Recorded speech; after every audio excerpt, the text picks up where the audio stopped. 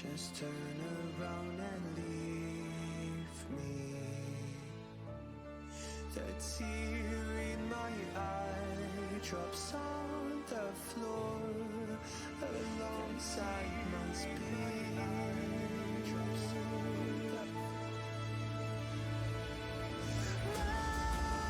knees are drenching in the blood I spill just to get in.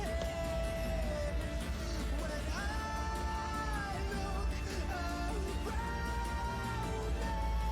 me, everything I had went up in flames. My lonely way.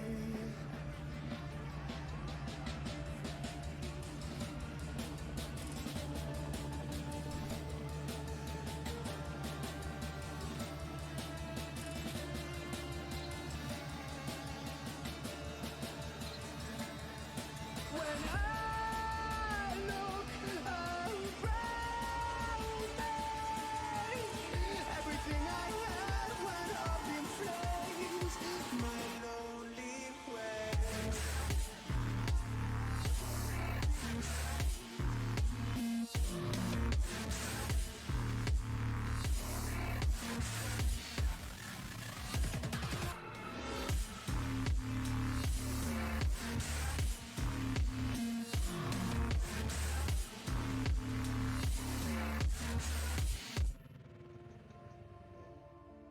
I never prayed to Okay, God I hope everybody can hear me.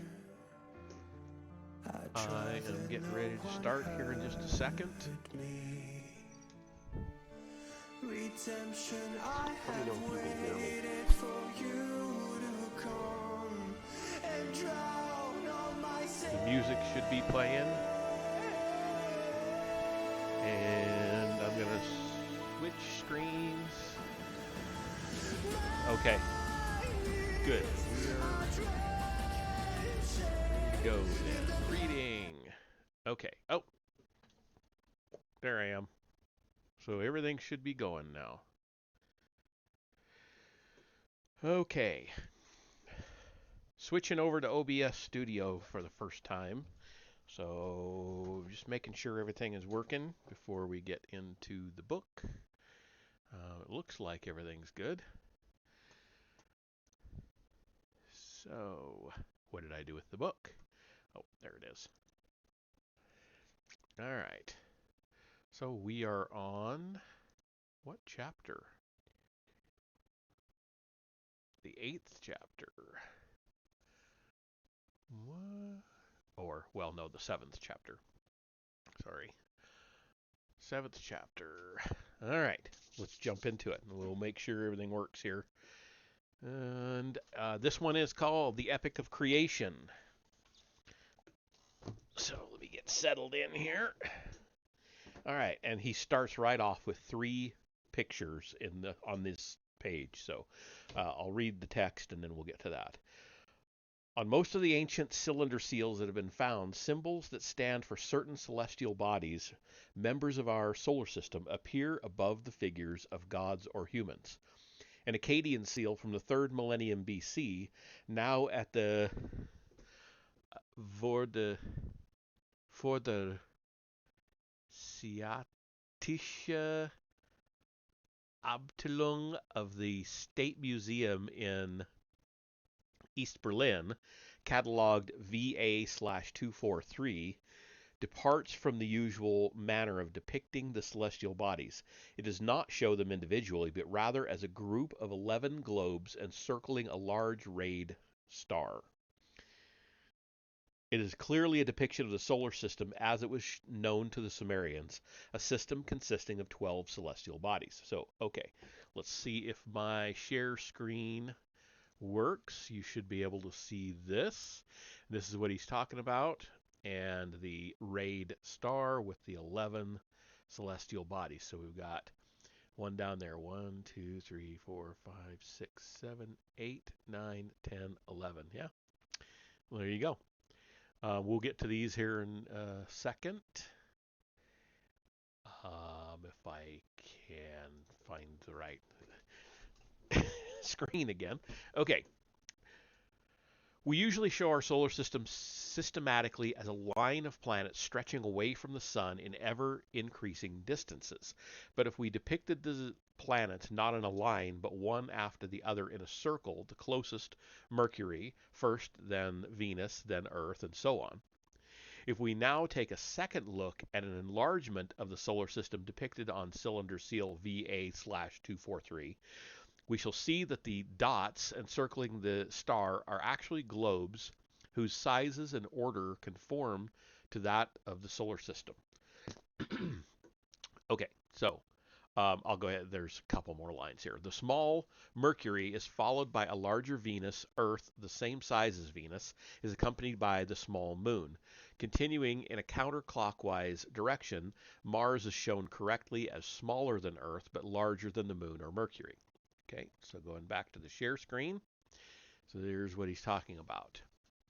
So Terra and Luna is Earth and the Moon. There's Marte, that's Mars, Mercurio, Venus, all the way around counterclockwise and ending with Pluto. There you go. There you have it. All right, moving on. The ancient depiction then shows a planet unknown to us, considerably larger than Earth, yet smaller than Jupiter and Saturn, which clearly follow it. Further on, another pair perfectly matches our Uranus and Neptune. Finally, the smallish Pluto is also there, but not where we now place it after Neptune. Instead, it appears between Saturn and Uranus. Treating the moon as a proper celestial body, the Sumerian depiction fully accounts for all of our known planets, places them in the correct order with the exception of Pluto, and shows them by size. The 4,500-year-old depiction, however, also insists that there was or has been another major planet between Mars and Jupiter. It is, as we shall show, the 12th planet, the planet of the Nephilim.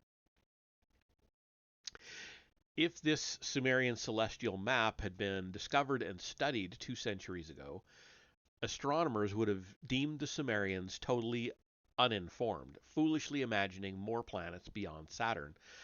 Now, however, we know that Uranus and Neptune and Pluto are really there. Did the Sumerians imagine the other discrepancies, or were they properly informed by the Nephilim that the moon was a member of the solar system in its own right? Pluto is located near Saturn, and there was a 12th planet between Mars and Jupiter. The long-held theory that the moon was nothing more than, quote-unquote, a frozen golf ball was not discarded until the successful conclusion of several U.S. Apollo moon missions.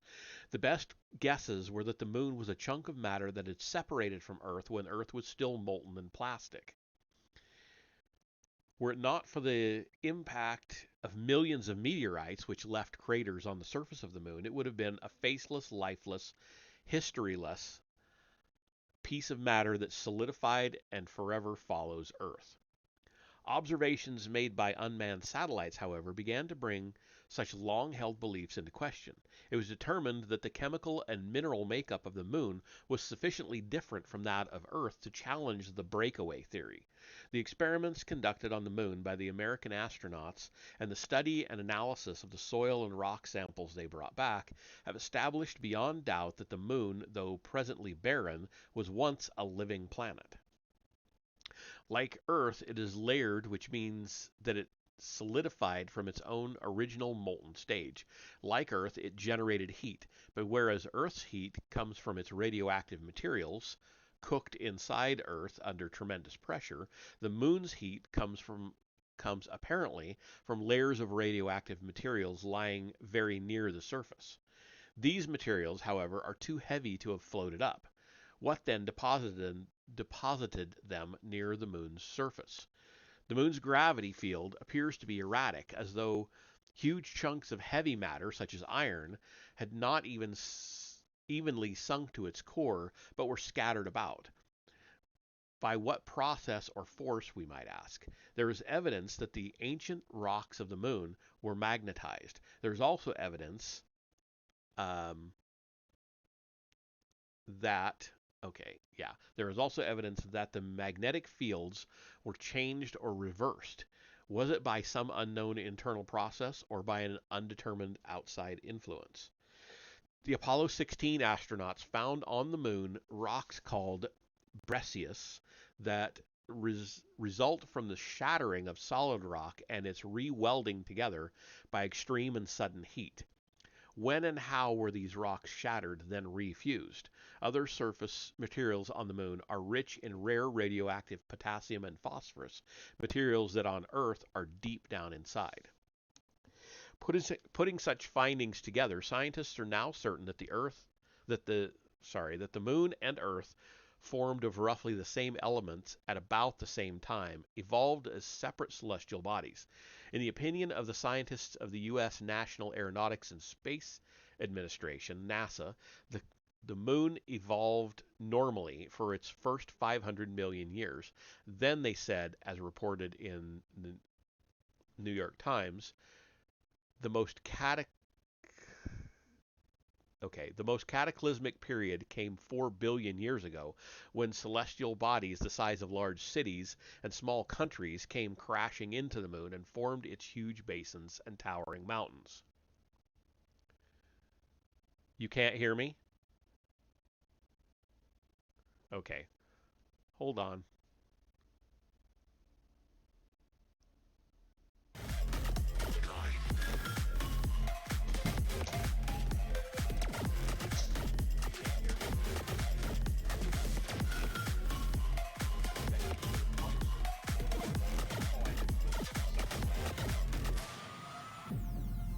Welcome to a whole new world. Your planet is now under mid-rangers' control. Humanity will be exterminated. If you hear this message, do not try to leave. Do not try to Okay, fight. just making Do sure. not try to resist. Back to reading. Living planet, materials, NASA. There we are. The most cataclysmic period came 4 billion years ago, when the celestial bodies the size of large cities and small countries came crashing into the moon and formed its huge basins and towering mountains. The huge amounts of radioactive material left by the collisions began heating the rock beneath the surface, melting massive amounts of it and forcing seas of lava through cracks in the surface. Apollo 15 found a rock slide in the crater Tsiolkovsky, 6 times greater than any rock slide on Earth. Apollo 16 discovered that the collision that created the Sea of Nectar deposited debris as much as 1,000 miles away. Apollo 17 landed near a scarp 8 times higher than any on Earth, meaning it was formed by a moonquake 8 times more violent than any earthquake in history. The convulsions following that cosmic event continued for some 800 million years, so that the moon's makeup and surface finally took on their frozen shape some 3.2 billion years ago. The Sumerians, then, were right to depict the moon as a celestial body in its own right, and as we shall soon see, they also left us a text that explains and describes the cosmic catastrophe to which the NASA experts refer. The planet Pluto has been called the Enigma, while the orbits around the sun of the other planets deviate only somewhat from a perfect circle. The deviation, or eccentricity, of Pluto is such that it has the most extended and elliptical orbit around the sun. While the other planets orbit the sun more or less within the same plane, Pluto is out of kilter by a whopping 17 degrees. Because of these two unusual features of its orbit, Pluto is the only planet that cuts across the orbit of another planet, Neptune. In size, Pluto is indeed in the satellite class. Its diameter, 3,600 miles, is not much greater than that of Triton, a satellite of Neptune, or Titan, one of the 10 satellites of Saturn. Because of its unusual characteristics, it has been suggested that this misfit might have started its celestial life as a satellite that somehow escaped its master and went into orbit around the Sun on its own. This, as we shall soon see, is indeed what happened, according to the Sumerian texts. And now we reach the climax of our search for answers to primeval celestial events, the existence of the 12th planet. Astonishing as it may sound, our astronomers have been looking for evidence that indeed such a planet once existed between Mars and Jupiter. Toward the end of the 18th century, even before Neptune had been discovered, several astronomers demonstrated that, quote, the planets were placed at certain distances from the Sun according to some definite law, end quote. The suggestion, which came to be known as Bode's law, convinced astronomers that a planet ought to revolve in a place where hitherto no planet had been known to exist, that is, between the orbits of Mars and Jupiter. Spurred by these mathematical calculations, astronomers began to scan the skies in the indicated zone for the missing planet. On the first day of the 19th century, the Italian astronomer Giuseppe Piazzi discovered at the exact indicated distance a very small planet, 485 miles across, which he named Ceres. By 1804, the number of asteroids, or small planets, found there rose to 4. To date, nearly 3,000 asteroids have been counted orbiting the Sun in what is now called the asteroid belt. Beyond any doubt, this is the debris of a planet that had shattered to pieces. Russian astronomers have named it Phaeton, or chariot. While astronomers are certain that such a planet existed, they are unable to explain its disappearance. Did the planet self-explode? But then its pieces would have flown off in all directions and not stayed in a single belt. If a collision shattered the missing planet, where is the celestial body responsible for the collision? Did it also shatter?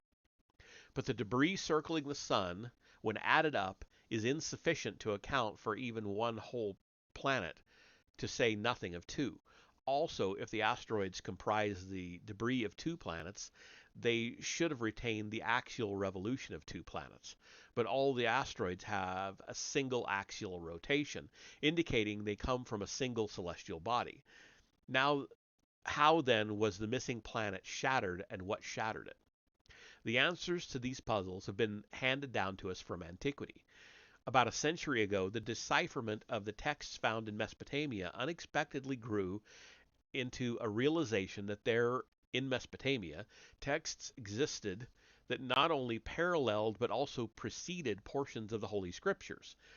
Die Keilschriften und das Alte Testament by Eberhard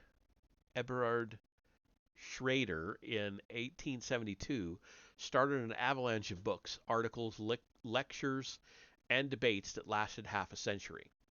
Was there a link at some early time between Babylon and the Bible? The headlines provocatively affirmed or denounced Babel und Bibel.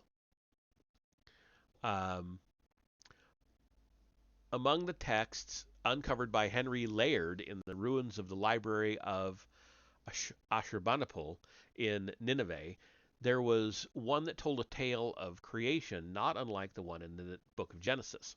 The broken tablets, first pieced together and published by George Smith in 1876, the Chaldean Genesis, conclusively established that there indeed existed an Akkadian text written in the Old Babylonian dialect that related how a certain deity created heaven and earth and all upon earth, including man.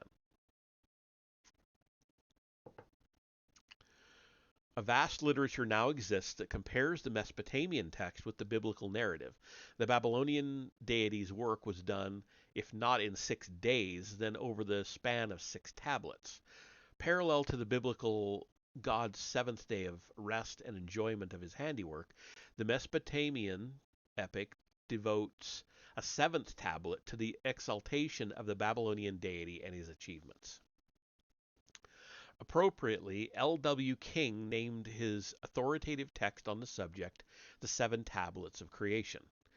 Now called the Creation Epic, the text was known in antiquity by its opening words, Enuma Elish, when in the heights. The biblical tale, I think I have a translation of that somewhere. The biblical tale of creation begins with the creation of heaven and earth.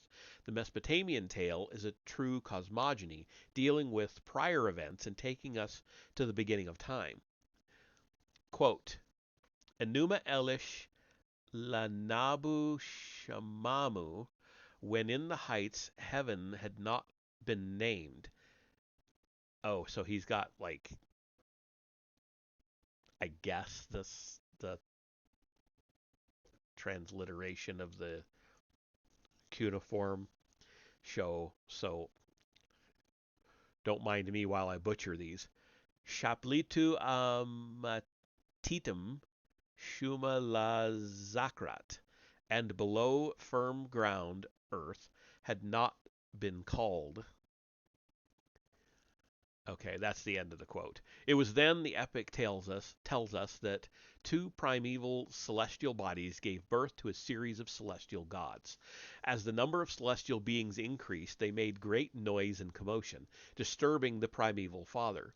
His faithful messenger urged him to take strong measures to discipline the young gods, but they ganged up on him and robbed him of his creative powers. The primeval mother sought to take revenge. The god who led the revolt against the primeval father had a new suggestion. Let his young son be invited to join the assembly of the gods and be given supremacy so that he might go to fight single-handed the monster their mother turned out to be. Granted supremacy, the young god, Marduk, according to the Babylonian version, proceeded to face the monster, and after a fierce battle, vanquished her and split her in two. Of one part of her he made heaven, and of the other earth. He then proclaimed a fixed order in the heavens, assigning to each celestial god a permanent position. On earth he produced the mountains and seas and rivers, established the seasons and vegetation, and created man. In duplication of the heavenly abode, Babylon and its towering temple were built on earth. Gods and mortals were given assignments, commandments, and rituals to be followed. The gods then proclaimed Marduk the supreme deity and bestowed on him the 50 names, the prerogatives and numerical rank of Enlilship. As more tablets and fragments were found and translated, it became evident that the text was not a simple literary work. It was the most hallowed historical religious epic of Babylon, read as part of the New Year's rituals, intended to propagate the supremacy of Marduk. The Babylonian version made him the hero of the tale of creation. This, however, was not always so. There is enough evidence to show that the Babylonian version of the epic was a masterful religious political forgery of earlier Sumerian versions in which Anu, Enlil, and Ninurta were the heroes. No matter, however, what the actors in this celestial and divine drama were called, the tale is certainly as ancient as Sumerian civilization. Most scholars see it as a philosophic work, the earliest version of the eternal struggle between good and evil, or as an allegorical tale of nature's winter and summer, sunrise and sunset, death and resurrection. But why not take the epic at face value, as nothing more or less than the statement of cosmologic facts as known to the Sumerians, as told them by the Nephilim? Using such a bold and novel approach, we find that the epic of creation perfectly explains the events that probably took place in our solar system. The stage in which the celestial drama of Enuma Elish unfolds is the primeval universe. The celestial actors are the ones who created as well as the ones being created. Oh, who create. I said created. The ones who create as well as being created. Act 1, and this is a fairly long quote, when in the heights heaven had not been named, and below earth had not been called. not but primordial Apsu, their begetter, Mumu and Tiamat, she who bore them all. Their waters were mingled together. No reed had yet formed, no marshland had appeared. None of the gods had yet been brought into being. None bore a name, their destinies were undetermined. Then it was that gods were formed in their midst. End quote. With a few strokes of the reed stylus upon the first clay tablet in 9 short lines, the ancient poet chronicler manages to seat us in front row center and boldly and dramatically raise the curtain on the most majestic show ever, the creation of our solar system.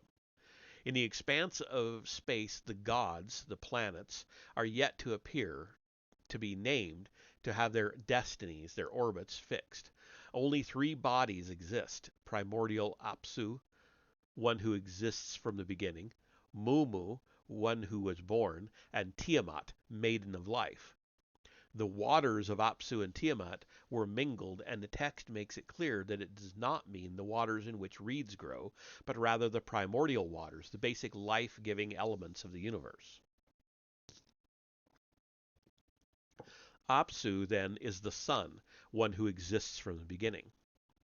Nearest him is Mumu. The epic's narrative makes clear that later on that Mumu was the trusted aide and emissary of Apsu, a good description of Mercury, the small planet, rapidly running around his giant master. Indeed, this was the concept the ancient Greeks and Romans had of the god planet Mercury, the fast messenger of the gods. Further away was Tiamat. She was the monster that Marduk later shattered, the missing planet. But in primordial times, she was the very first virgin born of the first divine trinity. The space between her and Apsu was not void. It was filled with the primordial elements of Apsu and Tiamat. These waters commingled, and a pair of celestial gods, planets, were formed in the space between Apsu and Tiamat. Quote, their waters were mingled together, gods were formed in their midst. Lamu and God Lahamu were brought forth. I wonder if that's God Lamu. But anyway, by name they were called. End quote. Etymologically, the names of these 2 planets stem from the root LHM, lam, to make war. The ancient bequeathed to us the tradition that Mars was the god of war and Venus the goddess of both love and war. Lamu and Lahamu are indeed male and female names, respectively, and the identity of the 2 gods of the epic and the planets Mars and Venus is thus affirmed both etymologically and mythologically. It is also affirmed astronomically, as the missing planet Tiamat was located beyond Mars. Mars and Venus were indeed located in the space between the sun, Apsu, and Tiamat. We can illustrate this by following the Sumerian celestial map. And he has a picture here, 2 pictures in a row. I'll go ahead and show you. So we've got the sun, Apsu, Sol, Tiamat, and Mercurio, Mumu. In the beginning, Sol, Mercury, Tiamat. And then the interior planets, the gods in between, born. So Sun, Tiamat, Mars, Marte, Venus, Lahamu, and Mercurio, Mumu. Okay. The process of the formation of the solar system then went on.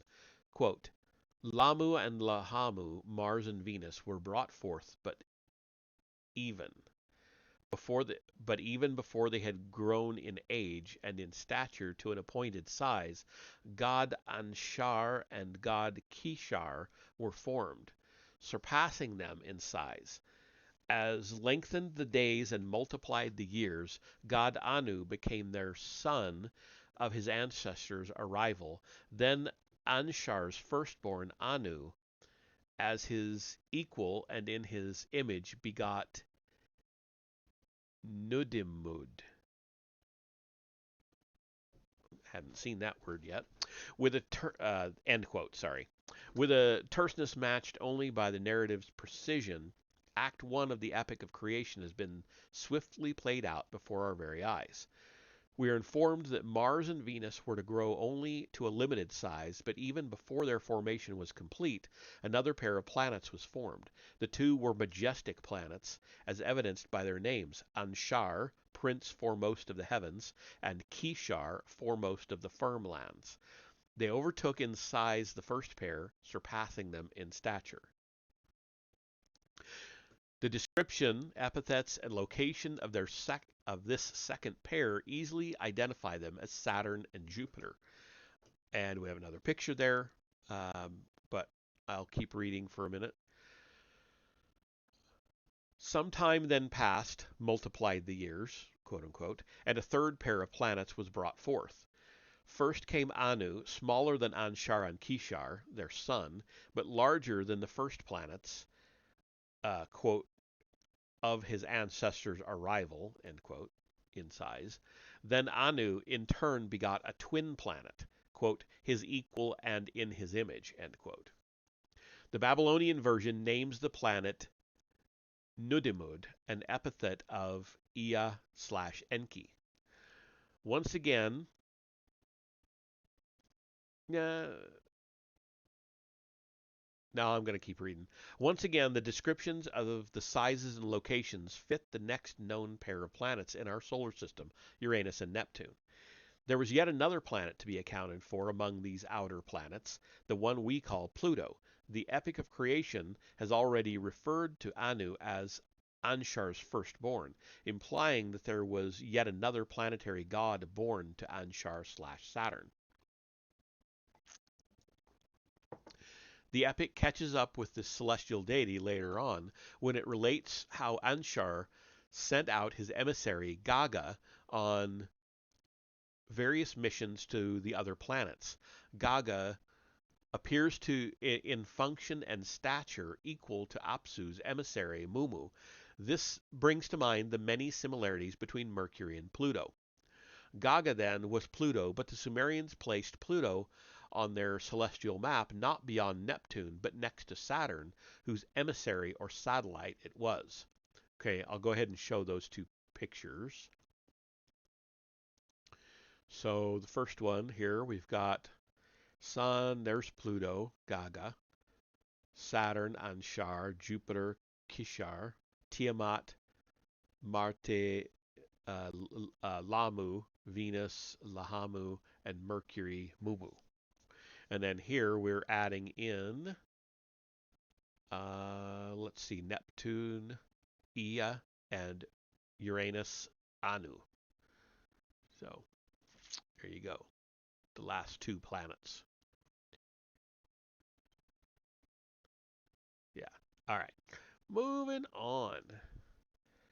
As Act 1 of the Epic of Creation came to an end, there was a solar system made up of the Sun and 9 planets. The Sun, Apsu, one who existed from the beginning; Mercury, Mumu, counselor and emissary of Apsu; Venus, Lahamu, lady of battles; Mars, Lamu, deity of war; Tiamat, maiden who gave life; Jupiter, Kishar, foremost of firm lands; Saturn, Anshar, foremost of the heavens; and Pluto, Gaga, counselor and emissary of Anshar. Uranus, Anu, he of the heavens; and then finally Neptune, Nudimud, Ea, artful creator. Where were Earth and the Moon? They were yet to be created, products of the forthcoming cosmic collision. With the end of the majestic drama of the birth of the planets, the authors of the creation epic now raise the curtain on Act 2, on a drama of celestial turmoil. The newly created family of planets was far from being stable. The planets were gravitating toward each other. They were converging on Tiamat, disturbing and endangering the primordial bodies. Quote, the divine brothers banded together. They disturbed Tiamat as they surged back and forth. They were troubling the belly of Tiamat. By their antics in the dwellings of heaven, Apsu could not lessen their clamor. Tiamat was speechless at their ways. Their doings were loathsome, troublesome were their ways. End quote. We have here obvious references to erratic orbits. The new planets surged back and forth. They got too close to each other, banded together. They interfered with Tiamat's orbit. They got too close to her belly. Their ways were troublesome. Though it was Tiamat that was principally endangered, Apsu too found the planet's ways loathsome. He announced his intentions to quote, destroy, wreck their ways, end quote. He huddled with Mumu, conferred with him in secret, but, quote, whatever they had plotted between them, end quote, was overheard by the gods, and the plot to destroy them left them speechless. The only one who did not lose his wits was Ea. He devised a ploy to, quote, pour sleep upon Apsu, end quote. When the other celestial gods liked the plan, Ka, quote, drew a faithful map of the universe, end quote, and cast a divine spell upon the primeval waters of the solar system. What was this spell or force exerted by Ea, the planet Neptune, then the outermost planet, as it orbited the sun and circled all the other planets? Did its own orbit around the sun affect the sun's magnetism and thus its radioactive outpourings, or did Neptune itself emit upon its creation some vast radiations of energy? Whatever the effects were, the epic likened them to a pouring of sleep, a calming effect upon Apsu, the sun. Even Mumu the counselor was powerless to stir, quote unquote. As in the biblical tale of Samson and Delilah, the hero, overcome by sleep, could easily be robbed of his powers. Ea moved quickly to rob Apsu of his creative role, quenching, it seems, the immense outpourings of primeval matter from the sun. Ea/Neptune, quote, pulled off Apsu's tiara, removed his cloak of aura, end quote. Apsu was vanquished. Mumu could no longer roam about. He was, quote, bound and left behind, end quote, a lifeless planet by his master's side. By depriving the sun of its creativity, stopping the process of emitting more energy and matter to form additional planets, the gods brought temporary peace to the solar system. The victory was further signified by changing the meaning and location of the Apsu. This epithet was henceforth to be applied to the abode of Ea. Any additional planets could henceforth come only from the new Apsu, from the deep, the far reaches of space that the outermost planet faced. How long was it before the celestial peace was broken once more? The epic does not say, but it does continue with little pause and raises the curtain of Act 3. Quote, in the chamber of fates, the place of destinies, a god was engendered, most able and wisest of gods. In the heart of the deep was Marduk created. End quote. A new celestial god, a new planet, now joins the cast. He was formed in the deep, far out in space, in a zone where orbital motion, a planet's destiny, had been imparted to him. He was attracted to the solar system by the outermost planet. Quote, he who begot him was Ea, Neptune. End quote. The new planet was a sight to behold. And we have a fairly long quote here. Alluring was his figure, sparkling the lift of his eyes, lordly was his gait, commanding as of olden times, greatly exalted was he above the gods, exceeding throughout. He was the loftiest of the gods, surpassing was his height. His members were enormous. He was exceedingly tall, appearing from outer space. Marduk was still a newborn planet, belching fire and emitting radiation. When he moved, his lips fire blazed forth. End quote. And Marduk neared the other planets. As Marduk neared the other planets, quote, they heaped upon him their awesome flashes, end quote, and he shone brightly, quote, clothed with the halo of 10 gods, end quote. And we have a picture, so I'll go ahead and show you that. So here we have Tiamat. It looks like has, I'm not sure. So this is Marduk, the new planet. I'm not sure. There's an arrow pointing this way and an arrow pointing this way, and it's labeled Tiamat. So I'm not sure.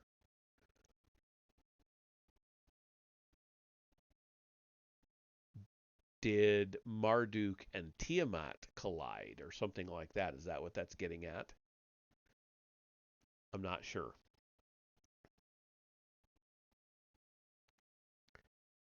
Does remind me of that. What is it called? The Fibonacci spiral, though. Is that is it Fibonacci? You know what I'm talking about. Um, he approached thus stirred his approach thus stirred up electrical and other emissions from the other members of the solar system, and a single word here confirms our decipherment of the creation epic.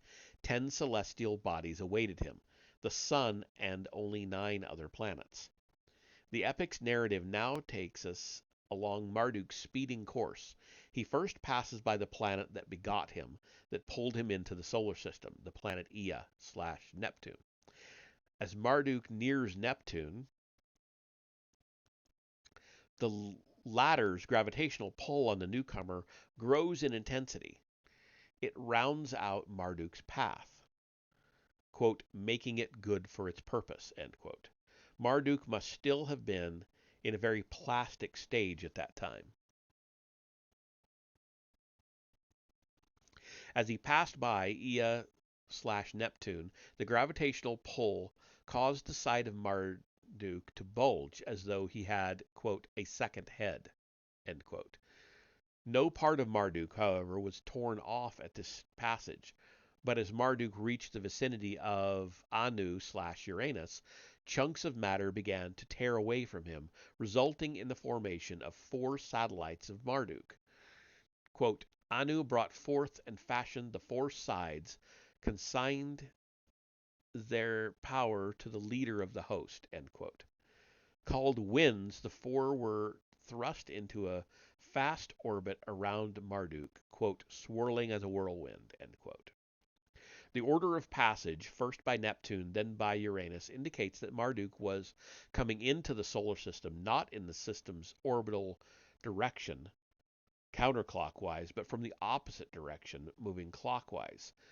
Moving on, the oncoming planet was soon seized by the immense gravitational and magnetic forces of the giant Anshar/Saturn, then Kishar/Jupiter. His path was bent even more inward into the center of the solar system toward Tiamat. The approach of Marduk soon began to disturb Tiamat and the inner planets, Mars, Venus, and Mercury. Quote, he produced streams, disturbed Tiamat. The gods were not at rest, carried as in a storm, end quote. Though the lines of the ancient text were partially damaged here, we can still read that the nearing planet, quote, diluted their vitals, pinched their eyes, end quote. Tiamat herself, quote unquote, paced about distraught, her orbit evidently disturbed. The gravitational pull of the large approaching planet soon began to tear away parts of Tiamat. From her midst there emerged 11 monsters, quote unquote, and a growling, raging throng of satellites who, quote unquote, separated themselves from her body and marched at the side of Tiamat, quote unquote. Preparing herself to face the onrushing Marduk, Tiamat, quote, God, I hate that, quote, crowned them with halos, end quote, giving them the appearance of gods, planets. A particular important Of particular importance to the epic and to Mesopotamian cosmogony was Tiamat's chief satellite, who was named Kingu, quote, the firstborn among the gods who formed her assembly, end quote. And then another quote immediately. She exalted Kingu, in their midst she made him great. The high command of the battle she entrusted into his hand, end quote. Subjected to conflicting gravitational pulls, this large satellite of Tiamat began to shift toward Marduk. It was this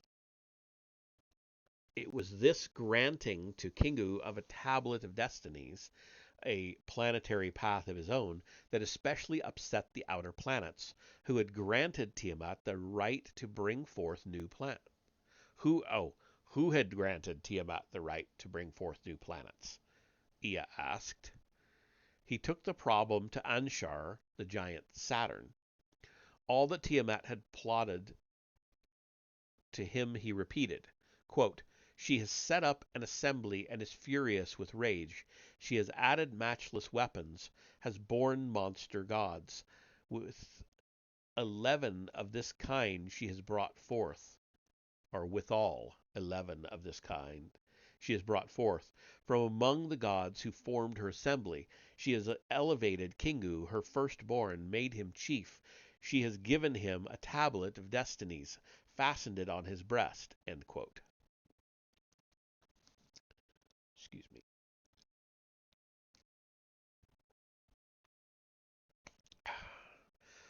Turning to Ea, Anshar asked him whether he could go to slay Kingu. The reply is lost due to a break in the tablets, but apparently Ea did not satisfy Anshar, for the continuing narrative has Anshar turning to Anu, Uranus, to find out whether he could, quote, go and stand up to Tiamat, end quote. Hut Anu was unable to face her, probably but, it's here as an H, but probably, but Anu was unable to face her and turned back. In the agitated heavens, a confrontation builds. One god lifted, another steps aside. Will no one do battle with the raging Tiamat? Marduk, having passed Neptune and Uranus, is now nearing Anshar, Saturn, and his extended rings.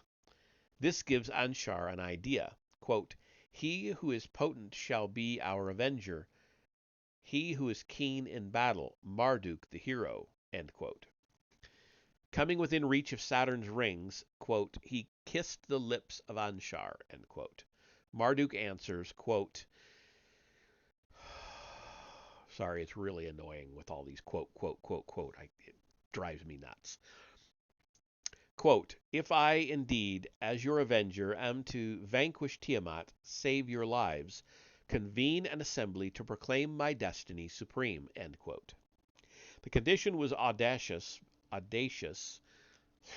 but simple. Marduk and his destiny, his orbit around the sun, were to be supreme among all the celestial gods. It was then that Gaga, Anshar/Saturn's satellite and the future Pluto, was loosened from his course. Quote, Anshar opened his mouth. To Gaga, his counselor, a word he addressed. Be on thy way, Gaga, take the stand before the gods, and that which I shall tell thee, repeat thou unto them. End quote. Passing by the other god planets, Gaga urged them to fix your decrees for Marduk, quote unquote. The decision was as anticipated. The gods were only too eager to have someone else go to settle the score for them. Quote, Marduk is king, they shouted, and urged him to lose no more time. Go and cut off the life of Tiamat. End quote.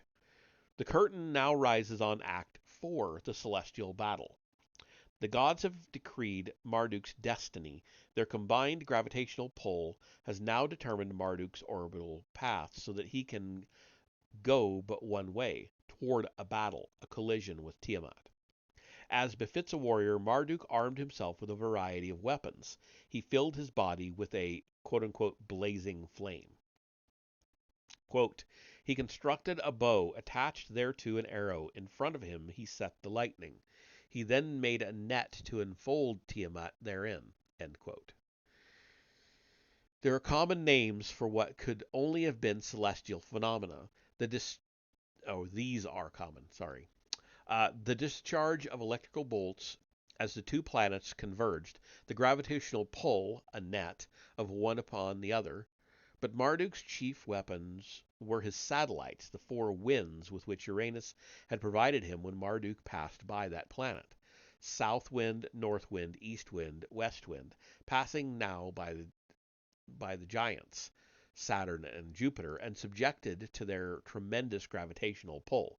Marduk brought forth three more satellites, Evil Wind, Whirlwind, and Matchless Wind. Using his satellites as a storm chariot, quote unquote, he, quote, sent forth the winds that he had brought forth, the seven of them, end quote. And then we have a longer quote of the part of this epic. Quote, the adversaries were ready for battle. The Lord went forth, followed his course. Toward the raging Tiamat he set his face. The Lord approached to scan the inner side of Tiamat, the scheme of Kingu, her consort, to perceive. But as the planets drew nearer each other, Marduk's course became erratic.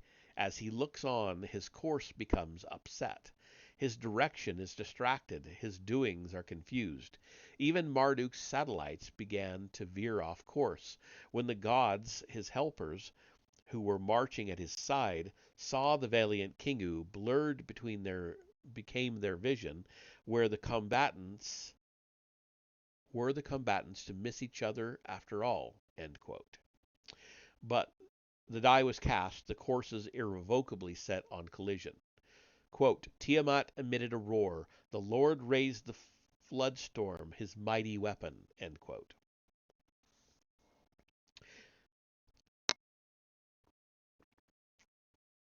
As Marduk came ever closer, Tiamat's fury grew. Quote, the roots of her legs shook back and forth. End quote. She commenced to cast spells against Marduk, the same kind of celestial waves Ea had earlier used against Apsu and Mumu. But Marduk kept coming at her.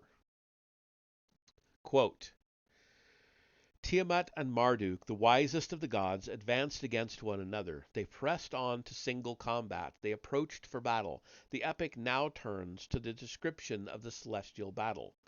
This is all within a quote. In the aftermath of which heaven and earth were created, the Lord spread out his net to enfold her. The evil wind, the rearmost, he unleashed at her face. As she opened her mouth, Tiamat, to devour him, he drove in the evil wind so that she closed not her lips. The fierce storm winds then charged her belly. Her body became distended. Her mouth had opened wide. He shot there through an arrow. It tore her belly. It cut through her insides, tore into her womb. Having thus subdued her, her life breath he extinguished. End quote. And then we have a picture, and below it he says, here then is a most original theory explaining the celestial puzzles still confronting us. So that must pertain to the others. So I'll show you the picture. So we have our counterclockwise circles of the planets, one of them being Tiamat, and Marduk. Oh, Tiamat's coming in this way. Marduk is coming. Oh. I take it back. Marduk is being orbited by the seven winds, and Tiamat is coming this way. Marduk's going that way. Kingu is the satellite of Tiamat. Okay, I got it. I understand it now. An unstable solar system made up of the Sun and 9 planets was invaded by a large comet-like planet from outer space. It first encountered Neptune as it passed by Uranus, the giant Saturn, and Jupiter. Its course was profoundly bent inward toward the solar system's center, and it brought forth 7 satellites. It is unalterably set on a collision course with Tiamat, the next planet in line. Marduk's winds collide with, he has it labeled as A. Marduk's winds collide with Tiamat and her host, led by Kingu. But the 2 planets did not collide, a fact of cardinal astronomical importance. It was the satellites of Marduk that smashed into Tiamat and not Marduk himself. They distended Tiamat's body, made in her a wide cleavage. Through these fissures in Tiamat, Marduk sat an arrow, a divine lightning, an immense bolt of electricity that jumped, I'm sure that is what that's supposed to be, as a spark from the energy charged Marduk, the planet that was filled with brilliance, quote unquote. Finding its way into Tiamat's innards, it extinguished her life breath, quote unquote, neutralized Tiamat's own electric and magnetic forces, and holds and extinguished them. The first encounter between Marduk and Tiamat left it's another typo. I don't know what that's supposed to be. I'm going to say it, fissured and lifeless. But her final fate was still to be determined by future encounters between the two. Kingu, louder of Tiamat's satellites, was also to be dealt with separately. But the fate of the other 10 smaller satellites of Tiamat was determined at once. After he had slain Tiamat, the leader, her band was shattered, her host broken up. The gods, her helpers, who marched at her side, trembling with fear, turned their backs about so as to save and preserve their lives. Can we identify this shattered, broken, quote unquote, host that trembled and, quote, turned their backs about, end quote, reversed their direction? But by doing so, we offer an explanation to yet another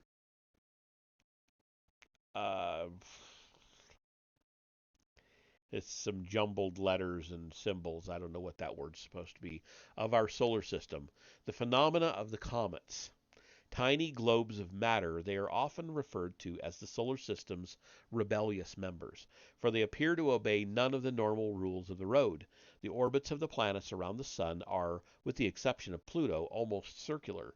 The orbits of the comets are elongated, and in most instances very much so, to the extent that some of them disappear from our view for hundreds or thousands of years.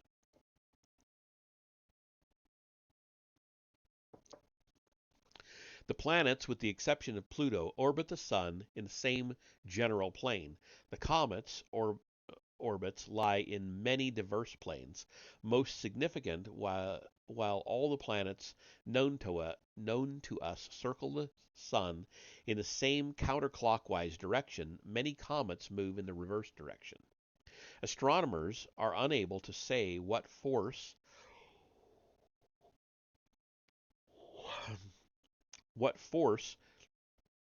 what event created the comets and threw them into their unusual orbits. Our answer, Marduk.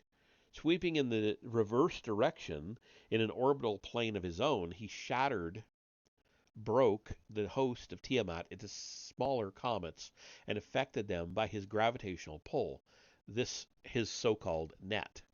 Quote, thrown into the net, they found themselves ensnared, the whole band of demons that had marched on her side. He cast into fetters, their hands he bound, tightly encircled, they could not escape. End quote.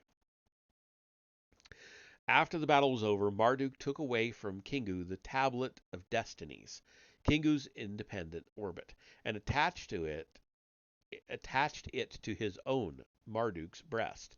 His course was bent into permanent solar orbit. From that time on, Marduk was bound always to return to the scene of the celestial battle. Having vanquished Tiamat, Marduk sailed on in the heavens, out into space, around the sun, and back to retrace his passage by the outer planets, Ea/Neptune, whose desire Marduk achieved, end quote. Anshar and Saturn, /Saturn, quote, whose triumph Marduk established, end quote. Then his new orbital path returned Marduk to the scene of his triumph, quote, to strengthen his hold on the vanquished gods, end quote. Tiamat and Kingu. As the curtain is about to rise on Act 5, it will be here, and only here, though this has not hitherto been realized, that the biblical tale of Genesis joins the Mesopotamian epic of creation, for it is only at this point that the tale of the creation of earth and heaven really begin. Completing his first ever orbit around the sun, Marduk, quote, then returned to Tiamat, whom he had subdued, end quote. Quote, the Lord paused to view her lifeless body, to divide the monster he then artfully planned. Then, as a muscle, he split her into two parts. End quote. Marduk himself now hit the defeated planet, splitting Tiamat into two, severing her skull or upper part. Then another of Marduk's satellites, the one called Northwind, crashed into the separated half. The heavy blow carried this part, destined to become Earth, to an orbit where no planet had been orbiting before. Quote, the Lord trod upon Tiamat's hinder part. With his weapon, the connected skull, he cut loose. He severed the channels of her blood, and caused the north wind to bear it to places that have been unknown. End quote. Earth had been created. The lower part had another fate. On the second orbit, Marduk himself hit it, smashing it to pieces. Quote, the other half of her he set up as a screen for the skies. Locking them together as watchmen, he stationed them. He bent Tiamat's tail to form the great band as a bracelet. End quote. And we have a picture. So we've got, what? I don't know what language this is in. He uses a lot of his pictures that are in foreign languages. Viento Norte, that sounds Italian to me, or looks Italian. So the north wind comes around here and connects with this half of Tiamat becoming Earth, and Kingu becomes the moon.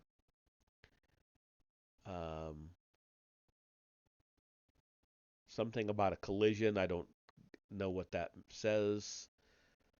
Something Senderos de Tiamat, and then original. So I'm not sure. I guess the north wind knocks this half into this orbit instead of this one.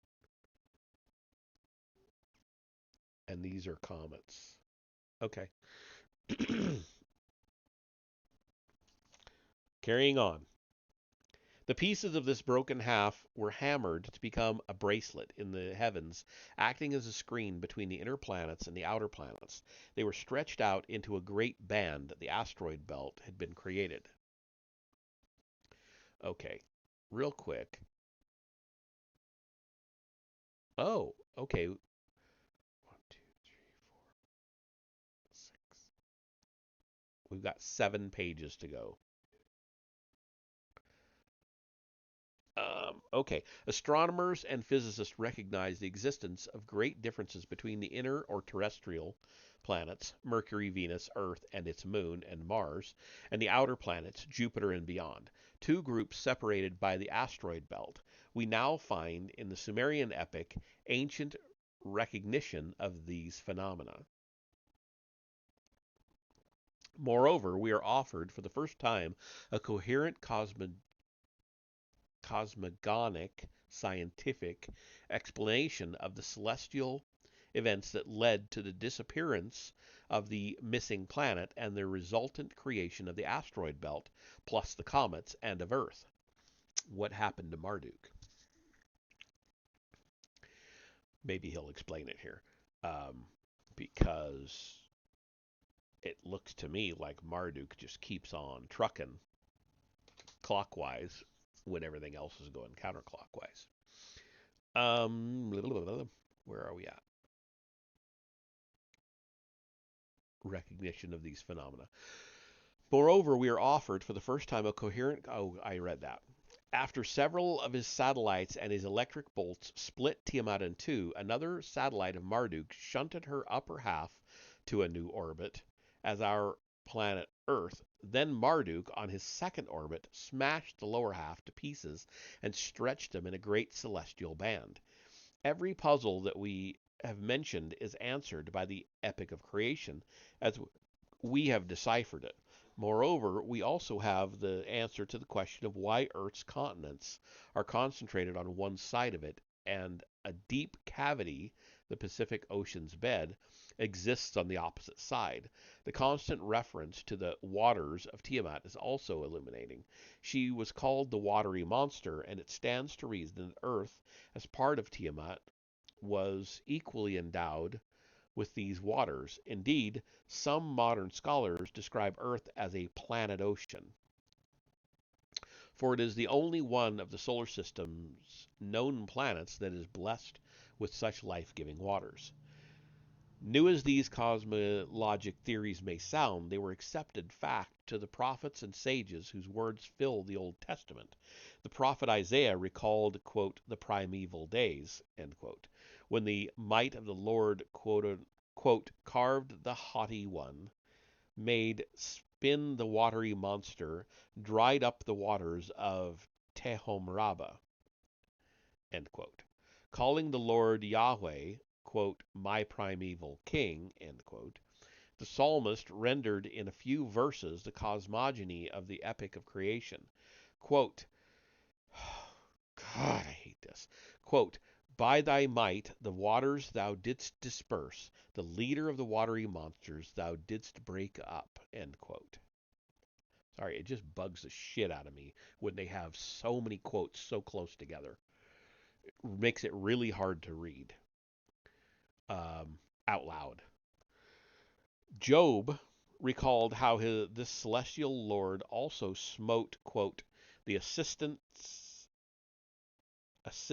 of the haughty one, end quote, and with impressive astronomical sophistication exalted the Lord who, long quote, the hammered canopy stretched out in the place of Tehom, the earth suspended in the void, his powers the waters did arrest, his energy the haughty one did cleave, his wind the hammered bracelet measured out, his hand the twisting dragon did extinguish. End quote. Biblical scholars now recognize that the Hebrew Tehom, watery deep, stems from Tiamat, that Tehom Rabbah means great Tiamat, and that the biblical understanding of primeval events is based upon the Sumerian cosmologic epics. It should also be clear that first and foremost among these parallels are the opening verses of the book of Genesis, describing how the wind of the Lord hovered over the waters of Tehom, and how the lightning of the Lord, and in parentheses he's got Marduk in the Babylonian version, lit the darkness of space as it hit and split Tiamat, creating Earth and the Rakia, literally the hammered bracelet. This celestial band, hitherto translated as firmament, is called the heaven. The book of Genesis, chapter 1, verse 8, explicitly states that it is this, quote, hammered out bracelet, end quote, that the Lord had named heaven, Shamem. The Akkadian text also called this celestial zone, quote, the hammered bracelet, end quote, Rakis, and described how Marduk stretched out Tiamat's lower part until he brought it end to end, fastened into a permanent great circle. The Sumerian sources leave no doubt that the specific heaven, quote unquote, as distinct from the general concept of heavens and space, was the asteroid belt. Our Earth and the asteroid belt are the quote unquote heaven and earth of both Mesopotamian and biblical references, created when Tiamat was dismembered by the celestial lord. After Marduk's north wind had pushed Earth to its new celestial location, Earth obtained its own orbit around the Sun, resulting in our seasons, and received its axial spin, giving us day and night. The Mesopotamian texts claim that one of Marduk's tasks after he created Earth was indeed to have, quote, allotted to Earth the days of the sun and established the precincts of day and night, end quote. The biblical concepts are identical. Quote, and God said, let there be lights in the hammered heaven to divide between the day and the night, and let them be celestial signs, and for seasons, and for days, and for years, end quote. Modern scholars believe that after Earth became a planet, it was a hot ball of belching volcanoes, filling the skies with mists and clouds. As temperatures began to cool, the vapors turned to water, separating the face of Earth into dry land and oceans. The fifth tablet of Enuma Elish, though badly mutilated, imparts exactly the same scientific information, describing the gushing lava as Tiamat's spittle. The creation epic correctly places this phenomenon before the formation of the atmosphere, the oceans of Earth, and the continents. After the quote-unquote cloud waters were gathered, the oceans began to form, and the foundations of Earth, its continents, were raised. As, quote, the making of cold, end quote, a cooling off, took place, rain and mist appeared. Meanwhile, the spittle continued to pour forth, laying in layers, shaping Earth's topography. Once again, the biblical parallel is clear. Quote, and God said, let the waters under the skies be gathered together unto one place, and let dry land appear. And it was so. End quote. Earth, with oceans, continents, and an atmosphere, was now ready for the formation of mountains, rivers, springs, and valleys.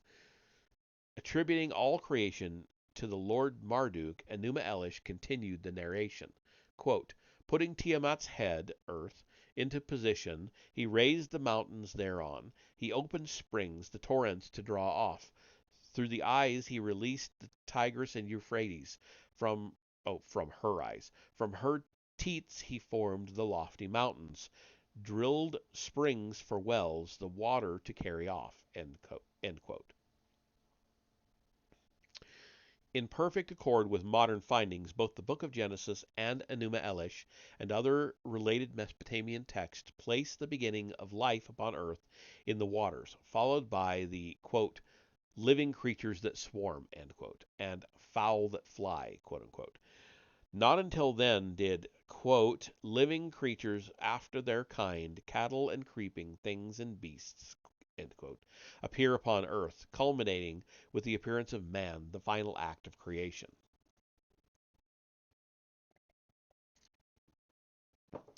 As part of the celestial order upon earth, Marduk, quote, made the divine moon appear, designating him to mark the night, define the days every month, end quote. Who was this celestial god?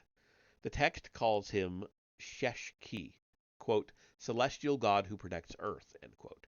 There is no mention earlier in the epic of a planet by this name, yet there he is, quote, within her heavenly pressure gravitational field, end quote, and who is meant by her, Tiamat or Earth. The roles of and references to Tiamat and Earth appear to be interchangeable. Earth is Tiamat reincarnated. The moon is called Earth's protector. That is exactly what Tiamat called Kingu, her chief satellite. The creation epic specifically excludes Kingu from the host of Tiamat that were shattered and scattered and put into reverse motion around the sun as comets. After Marduk completed his own first orbit and returned to the scene of the battle, he decreed Kingu's separate fate. Quote, and Kingu, who had become chief among them, he made shrink. As god Dugai, he counted him. He took from him the tablet of destinies, not rightfully his. End quote. Marduk then did not destroy Kingu.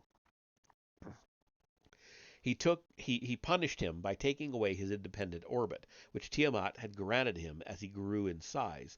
Shrunk to a smaller size, Kingu remained a god, a planetary member of our solar system.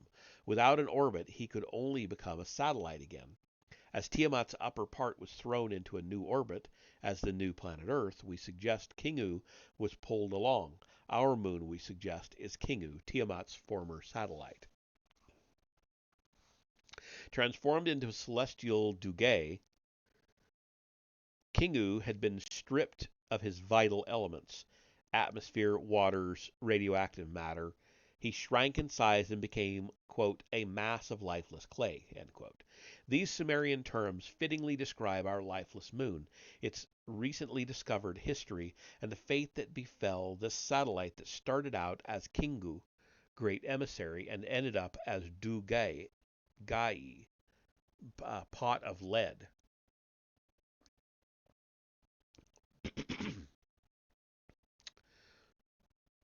Almost there.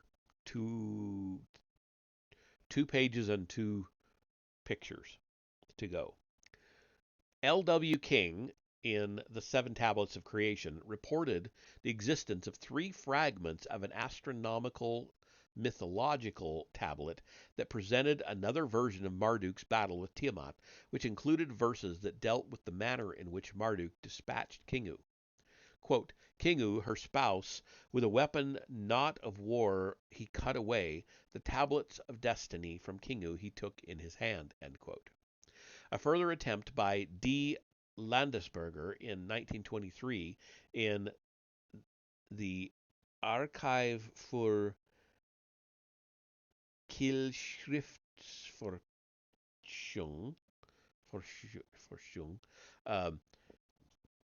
to edit and fully translate the text demonstrated the interchangeability of the names Kingu, Ensu, and Moon. Such texts not only confirm our conclusion that Tiamat's main satellite became our moon, they also explain NASA's findings regarding a huge collision, quote, when celestial bodies the size of large cities were crashing into the moon, end quote. Both the NASA findings and the text discovered by L.W. King describe the moon as the, quote, planet that was laid waste, end quote. Cylinder seals have been found that depict the celestial battle, showing Marduk fighting a fierce female deity. One such depiction shows Marduk shooting his lightning at Tiamat, with Kingu clearly identified as the moon trying to protect Tiamat, his creator. Okay, and I'm going to go ahead and show you that picture. So this would be Tiamat, this is the moon, this would be Marduk shooting the arrow of lightning at Tiamat. And it looks like he's riding on the back of something, 4-legged. Oh, it's a griffin or hippogriff, something of that sort. You can see it's got like bird feet and some sort of other animal hind legs. So it could be griffin, hippogriff, something of that nature. This pictorial evidence that Earth, Moon, and Kingu were the same satellite is further enhanced by the etymological fact that the name of the god Sin, in later times associated with the moon, derived from Suen, Lord of Wasteland. Having disposed of Tiamat and Kingu, Marduk once again, quote, crossed the heavens and surveyed the regions, end quote. This time his attention was focused on, quote, the dwelling of Nudimud, end quote, which is Neptune, to fix a final destiny for Gaga, the erstwhile satellite of Anshar/Saturn, who was made an emissary to the other planets. The epic informs us that as one of his final acts in the heavens, Marduk assigned this celestial god, quote, to a hidden place, end quote, a hitherto unknown orbit facing the deep outer space, and entrusted to him the quote unquote counselorship of the watery deep. In line with his new position, the planet was renamed Usmi, one who shows the way, the outermost planet, our Pluto. According to the creation epic, Marduk had at one point boasted, quote, the way of the celestial gods I will artfully alter. Into two groups shall they be divided, end quote. Indeed he did. He eliminated from the heavens the sun's first partner in creation, Tiamat. He brought Earth into being, thrusting it into a new orbit nearer the sun. He hammered a bracelet in the heavens, the asteroid belt that does separate the group of inner planets from the group of the outer planets. He turned most of Tiamat's satellites into comets. Her chief satellite, Kingu, he put into orbit around Earth to become the moon, and he shifted a satellite of Saturn, Gaga, to become the planet Pluto, imparting to it some of Marduk's own orbital characteristics, such as a different orbital plane. The puzzles of our solar system, the oceanic cavities upon Earth, the devastation upon the moon, the reverse orbits of the comets, the enigmatic phenomena of Pluto, all are perfectly answered by the Mesopotamian creation epic as deciphered by us. Having thus constructed the stations, quote unquote, for the planets, Marduk took for himself station Nibiru and, quote, crossed the heavens and surveyed, end quote, the new solar system. It was now made up of 12 celestial bodies with 12 great gods as their counterparts. And then we have our final picture, which also ends the chapter. Oh, sorry. Hit the wrong one. Okay, so here we are. We have the Sun, Mercury, Venus, the Earth, Mars, the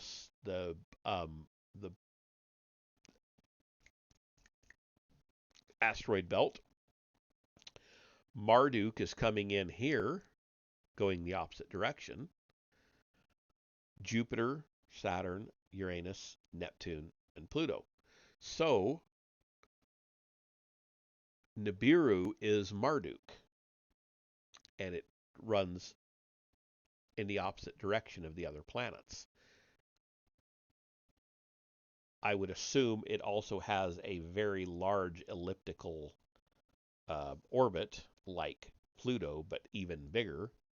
And he'll probably get to that in the next chapter.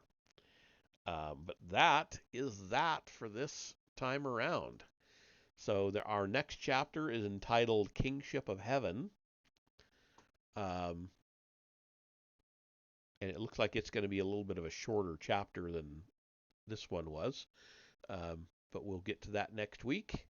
I'm enjoying this read. Believe it or not, that's irrelevant. But enjoy it, whether you believe it or not. All right. Let's see who's around.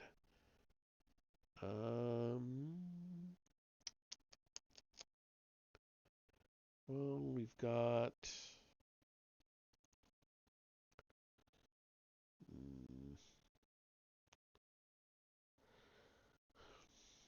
I haven't.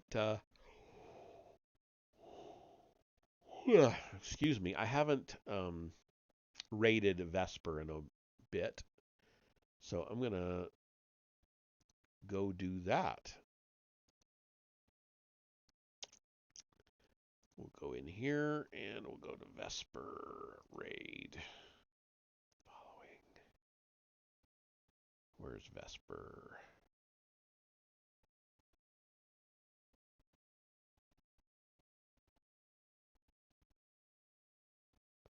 Oh, there he is. And he is playing at some point he was playing Dr. Jekyll and Mr. Hyde. I don't know if he still is. We'll go see. But I will see you on over there.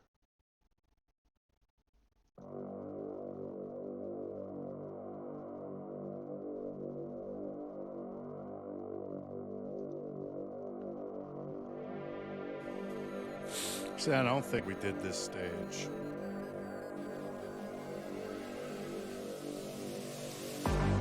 This game's fun. Also, those were excellent videos of Metalocalypse. Like, I'm Dr. Maxim. Oh my god, dude, it's fun.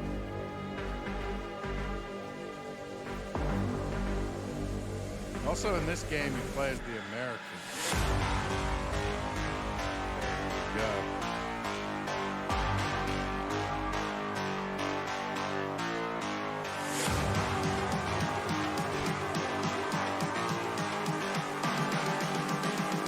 Weapon energy too.